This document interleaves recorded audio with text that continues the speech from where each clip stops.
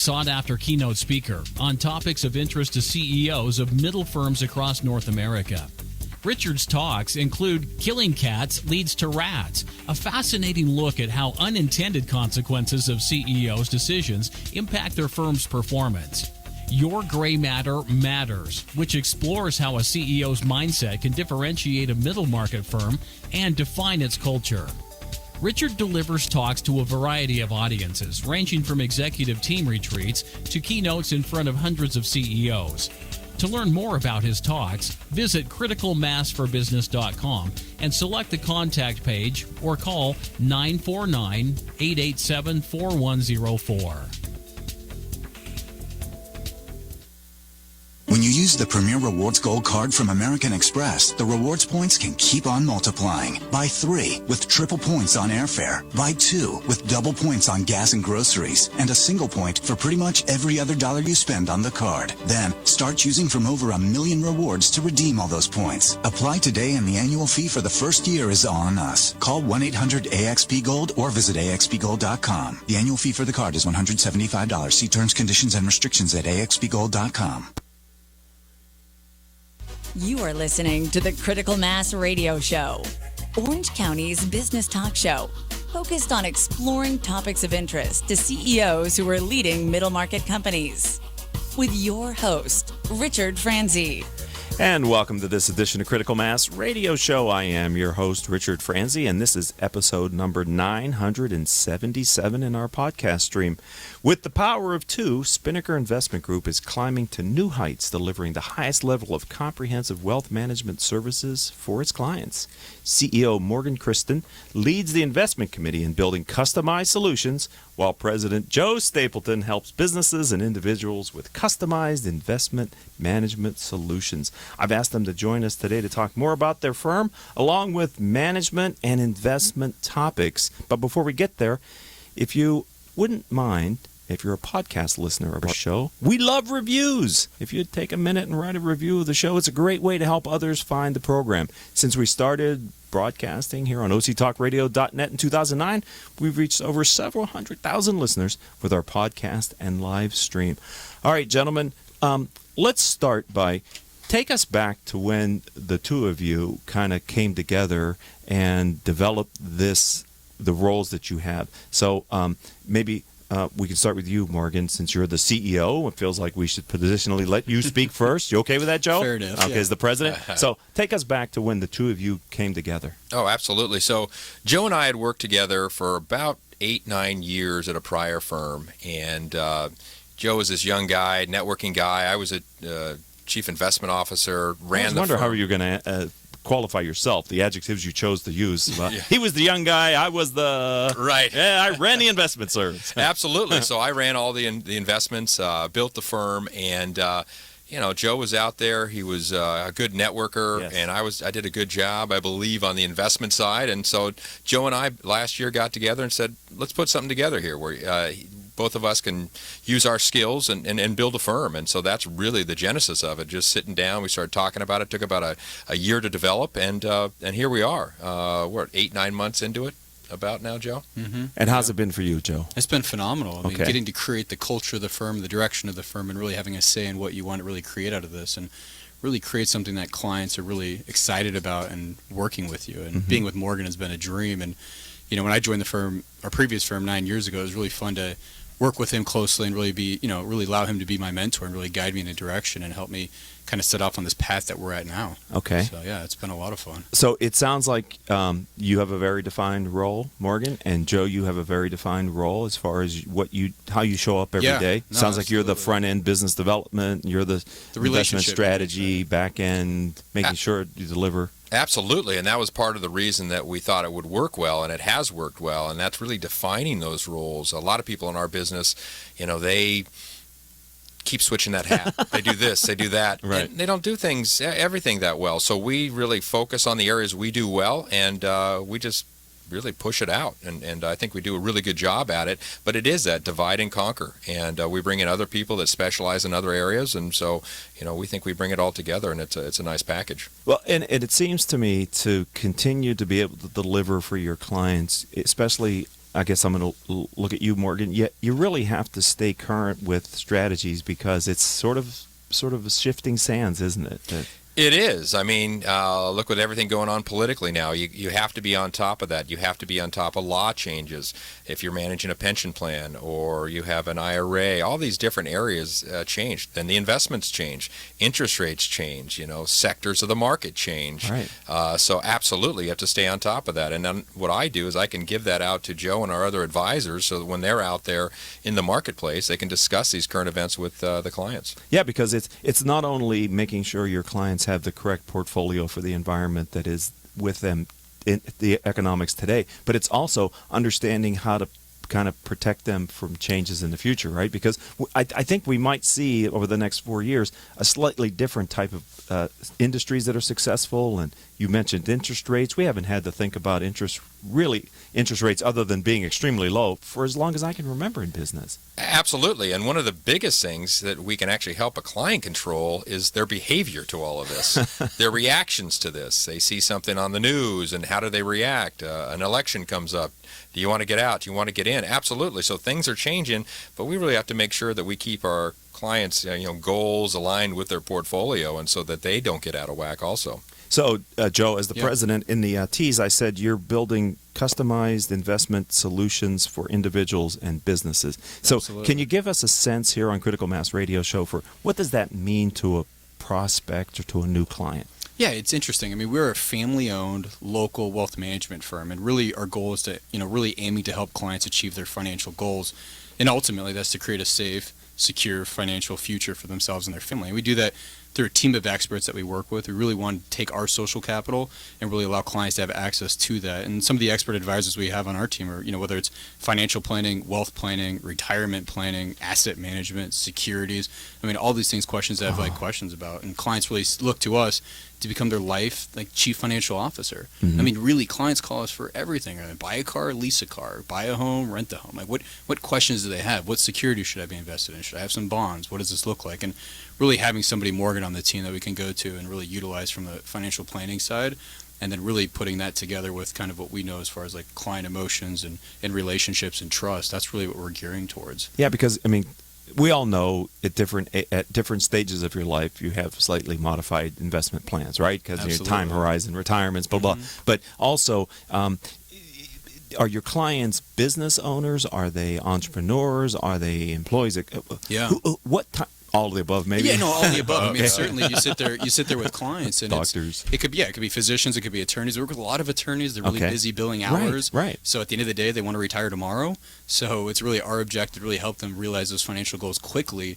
And they're good at outsourcing. Every day they're doing something. If it doesn't make sense for their practice, they're outsourcing. And doctors the same way. Small business owners, families, generational wealth. We've been working with a lot of children that are inheriting money as well. Okay. That's a big thing because they come into, obviously, a divorce is a common thing around here nowadays. So we work with a lot of situations where we'll pick up one of the spouses who the other one had the relationship with the advisor. So we work with a lot of family law attorneys as well.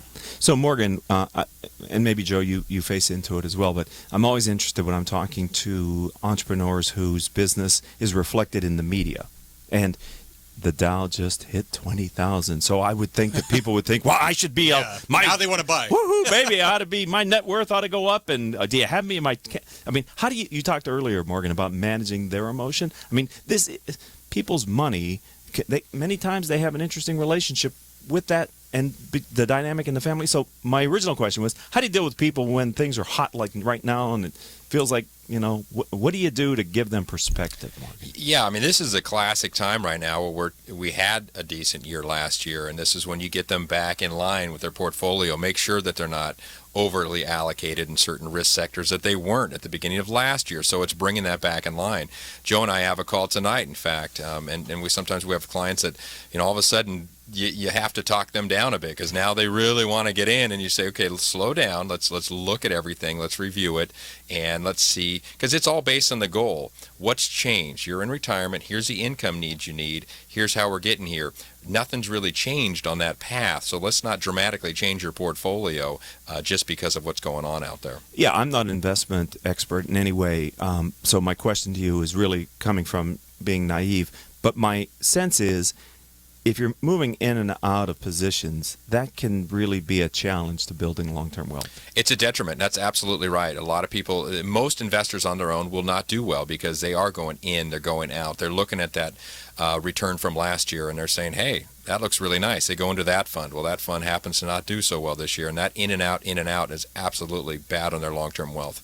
I mean, also, when you're looking at a 401k portfolio, we have clients that go through there and say, what's the last 10-year return done? They're always chasing the winners from the past. That has no indication of what the future is going to look like for those portfolios. So small cap did really well last year. I want to be in small cap in 2017. Well, who knows, right? Yeah, so but that's the industry kind of put you guys in a difficult position because if I understand it correctly, a lot of mutual funds and other investment vehicles really tout their 5 and 10 year, and so they're sort of marketing that. They're marketing that, so you're getting people who are coming with an article or an ad, and you sort of have to. That's right, and that's what's why a lot of our clients like to work with us. We're independent.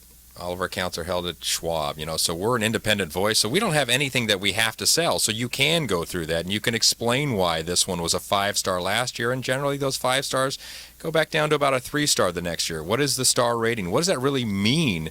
It was because a certain sector did well. Yeah, can't say that manager actually did well. I mean, was it luck or was it skill? Was it luck or was it skill? Exactly. And going underneath the covers to be able to help people to understand that's a critical part, I'm sure, of what you both do. Taking the emotions out of investing. Right. Absolutely. All right. So we're going to take a very short commercial break here on Critical Mass Radio Show. And when we come back with Joe and with Morgan, we're going to continue the conversation about investing and also, kind of what they do for their clients. And also, I'd like to talk about maybe life insurance, group benefits, executive compensation, just kind of the other things that you do for your clients. So don't go anywhere. We'll be right back after this word from me. Richard Franzi is the author of 2 popular business books for CEOs. His first book, Critical Mass, The 10 Explosive Powers of CEO Peer Groups, was the first book ever written on the secret value of CEO peer groups. His second book, now with newly updated information, is Critical Mass, The Power of CEO Guiding Principles. Richard's books contain powerful information to help CEOs running middle market companies gain valuable insight to improve their decision-making skills. Richard's books are available as paperbacks or Kindle versions from Amazon.com. To find them, type Richard Franzi in the search box. I'm on the observation deck of the Empire State Building to demonstrate how much material Waste Management recycles. As North America's largest residential recycler, last year alone, Waste Management recycled 12.9 million tons. How much is that? Let's do the math. Carry the 6. It's enough to fill this building more than 27 times. With experience like that, we're bound to have a program that can help your business recycle. Talk to Waste Management or visit thinkgreen.com. And welcome back to this edition of Critical Mass Radio Show. I am your host, Richard Franzi. I'm a little bit of a frog in my throat today. Sorry about that. Hope you don't mind. A great way to stay informed about our guests is to sign up for our weekly newsletter. Simply go to our website, criticalmass4forbusiness.com. At the bottom of any page, there is a Join Our Mailing List box. Simply type your email address in there, hit subscribe, and like magic, you'll start receiving our weekly newsletter with information about great guests like Morgan and Joseph, as well as the other guests and insights that I might put in there occasionally. Anyway, let's get back to the interview. One of the things we were talking about off mic was the law of unintended consequences. And I've been giving a talk for a number of years, and I'm in the process of finalizing a book called Killing Cats Leads the Rats, The Unintended Consequences of Business Decisions. And so I just wanted to put it out on the table. Do you guys have an experience where, you thought you had a plan, and we're going to go down this road, and then life gave you a set of outcomes that were different than what you had expected? Yeah, I know. I love that title, by the way. Thank you. Killing Cats, Getting Rats. It's one of those situations where when I first sat down with Morgan back in 2008 when I joined the previous firm with him, it was funny because my objective was to get out and find new clients and prospects and really build some key relationships in the community that I live in. And the idea was to go join the Chamber of Commerce. So I did. I walked into the Newport Beach Chamber of Commerce and said, okay, well, I'm going to pick up 1 or 2 clients here and then I'll be on my way. And try to build relationships, try to get some more clients, and try to get more active in the community. What ended up happening was it took me to this platform, to the stratosphere, where I knew maybe 15 people in the community when I joined the chamber back in 2008 and really started in my private practice that we're in now. And it's incredible to see where that's led to, whether it's local politics, the community involvement, the nonprofits that I'm involved in. It's like once you get involved in something like that, you touch so many different people. So to your point, it's you get on the chamber. I got on the board. I became the youngest chairman in the board history at 29. And then it's just the stratosphere. Now I serve as a harbor commissioner in the city. I'm on the board of the Pacific Club, and it's been really cool to see people, once you do a good job on one board, they want to pull you onto different things. So now that I serve on 14 different organizations, it's been incredible. That was the unintended consequence, right? I wanted to pick up one or two clients and meet some good people, and it's turned into my entire practice. Right. And when Morgan and I decided to launch this new firm, it was, who do we know in this area? Who do we know are good attorneys? Who do we know can help us office space? How do we get these phones done? We need a copier. I mean, all those relationships have been developed over the last 10 years because of the Chamber of Commerce and other organizations that we're involved in. So can I sit on that question for this one? Absolutely.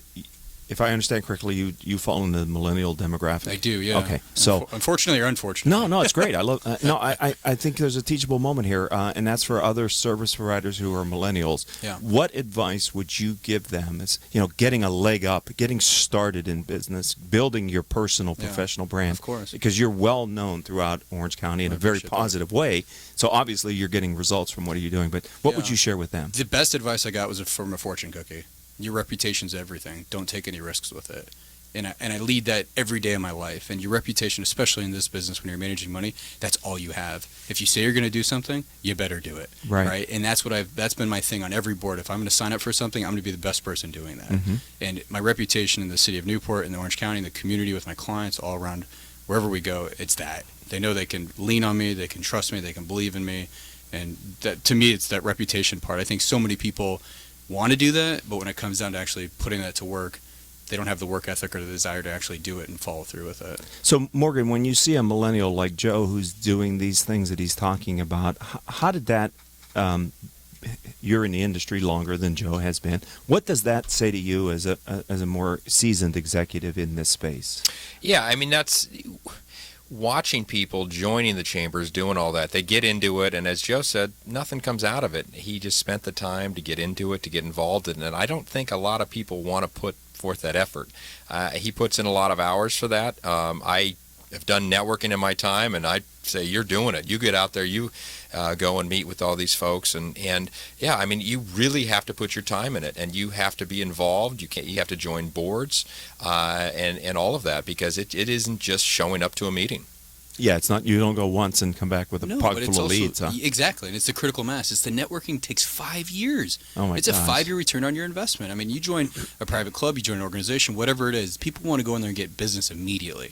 People don't care about you, they care about themselves. Right. They want to know that you care about them enough to put some time in it, invest in it, and grow with them. Especially in the space you're in. I mean, I think, 100%. People's parting with your money and trusting somebody else with your money, that's like all reputation. It is, right? And trust. I would think that the Great Recession might have made people even a little more skeptical. They're skeptical, absolutely. And those folks that try to join any of these boards or chambers and go right in there and attack and try to get business out of it, they get shunned, too. I mean, it really takes time. You can't do that. I mean, that's a good way to get booted. Blackballed, yeah. Absolutely. Yeah. Orange County, we're beaming this across the world, right? And we have audience across North America, but Orange County is kind of known.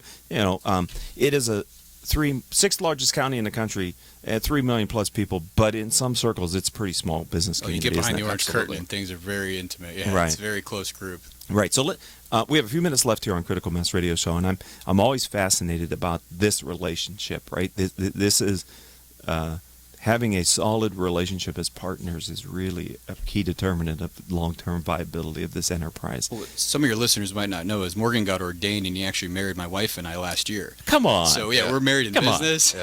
That's nice of you. I did the whole ceremony, and that's absolutely right. I mean, we treat this truly like it's a family business. I took care of the honor to marry them, and we sat down and we laid all this stuff out. It was during trips, and we sit there and we talk, and we said, here's how it goes. Here's how we see it. Here's how you see it. Here's how I see it. And let's get some of these things out of the way now so that we don't have problems down the road. Here's our defined roles. Here's what I do. One needs the other. And so we've really gone through that process and laid it all out in our legal documents, all that stuff. We put it all out there, and here's how we're doing this thing. And so we spent a lot of time thinking through this. Does that guarantee things? I don't know, but we think we've covered a lot of topics and a lot of things that could in the future be potential problems, we think we've outlined it quite well. One of the things that I have noticed is sometimes partners feel they shouldn't bring up topics and talk about them, only to find out that the longer the wait, the harder it is to.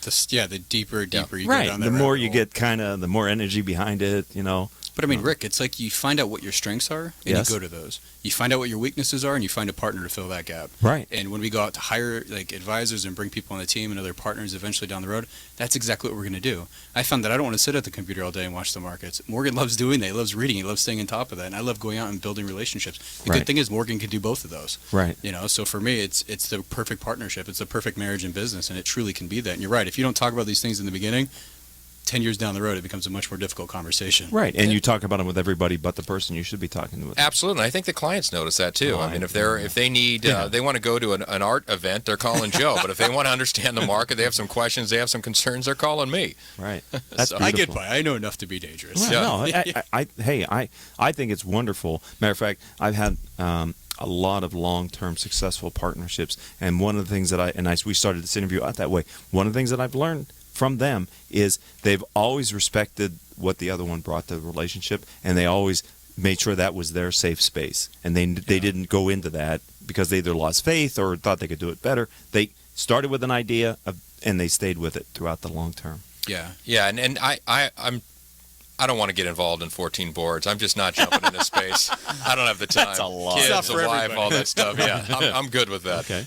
I'll stare at my computer. Yeah, and I think for your clients, it gives them comfort that you are building and growing the business, staying viable, and you're also taking care of the very important thing, which is managing their assets and their personal wealth. Right? Absolutely. So you're giving them the best of both worlds here. No question. So if someone would like to learn about your firm, how do they find Spinnaker Investment Group online? One of the things we really pride ourselves on is all our marketing communication, right? So Morgan every month puts out a marketing piece. So if you go to SpinInvest, SPINN invest.com, you can go on there, sign up for our newsletter. You can learn about our philosophies, our culture, our community, what we do, and how we can help our clients. Facebook, LinkedIn. We have an Instagram account. Morgan's a big Instagram guy, so we're out there tweeting on Instagram. So okay, beautiful. Getting some followers. Nice. But yeah, SpinInvest2ends.com. SpinInvest. Yeah. That's great. Well, thanks for being a friend of the program. It's nice to meet you, Morgan. Joe, we go back a number of years. I'm proud of you. 977 Yeah, podcasts. we're pushing to 1,000 podcasts. That's phenomenal. Yeah, thank you very Maybe will you much. invite us back when you hit 1,000? Well, yes, sure, Okay. absolutely we will. 10,000. 10,000. yeah. I had to think for a second. Yeah. All right. Well, Let's get a few more. Continued success. Can't wait to have you back and see what Likewise. the next phase of what you're doing with your firm is. Thank you for your time today. Thank you. Appreciate it. All right, ladies and gentlemen, that does it for this episode of Critical Mass Radio Show. I want to thank Paul Roberts, who's our engineer, Joan Park, Crystal Nunley, and Haley Stern, who are our producers. I'm your host, Richard Franzi. If you'd like to learn more about the radio show or the CEO peer groups that I lead, visit criticalmass4business.com. And until the next show, I hope all of your business decisions will move your company in a positive direction. You have been listening to Critical Mass Radio Show Business Talk Show, focused on exploring topics of interest to CEOs who are leading middle market companies. With your host, Richard Franzi.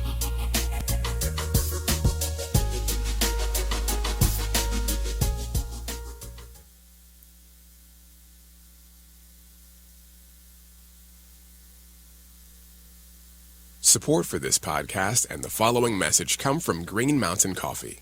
Green Mountain Coffee is passionate about making a smoother tasting cup. They roast and taste until they are sure every cup is perfectly balanced. Now, get $4 off when you buy 2 boxes of most Green Mountain Coffee K-Cup pods at Keurig.com. Live from NP.